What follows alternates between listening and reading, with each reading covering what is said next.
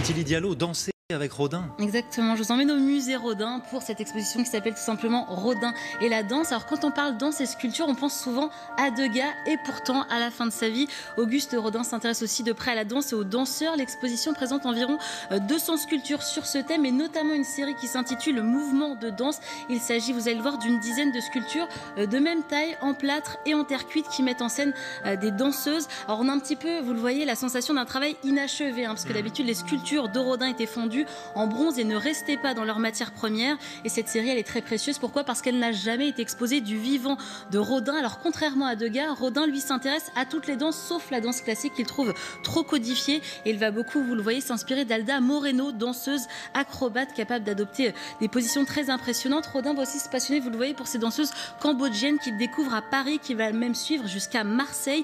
Il est fasciné par le mouvement, vous le voyez, de leurs mains. Il va aussi sympathiser avec Loy Fuller. Ça, c'est une danseuse américaine qui invente de nouveaux mouvements. Vous le voyez, elle porte une tunique très ample et elle agite ses bras un petit peu comme un oiseau, ce qui donne ce mouvement magnifique. J'ai rencontré avec David Vérac Christine Lancestremer, c'est la commissaire de l'exposition. Elle nous explique pourquoi Rodin s'est entouré de tous ces danseurs à la fin de sa vie. Écoutez. Le travail avec les danseurs lui permet de poursuivre, d'aller plus loin dans son travail sur le corps humain.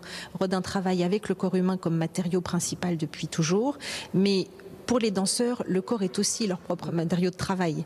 Et je pense que les danseurs peuvent aller plus loin. Ils peuvent aller plus loin dans le déséquilibre, ils peuvent aller plus loin dans le saut, dans la déformation du corps aussi, dans l'assouplissement. Et donc je pense que pour Rodin, c'est un moyen d'expérimenter plus loin un certain nombre de choses qu'il avait envisagées déjà.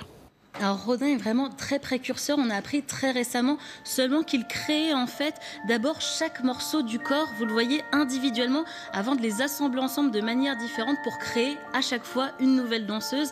À noter aussi que parfois les sculptures n'avaient pas de visage, pas de pied, pour se concentrer, vous allez le voir, uniquement sur le corps. Rodin s'inspire aussi beaucoup de l'art gréco-romain qui propose beaucoup de sculptures avec pas mal de mouvements, de drapés, et on a d'ailleurs, vous le voyez dans l'exposition, quelques pièces de sa collection privée d'objets antiques. C'est un vrai cadeau.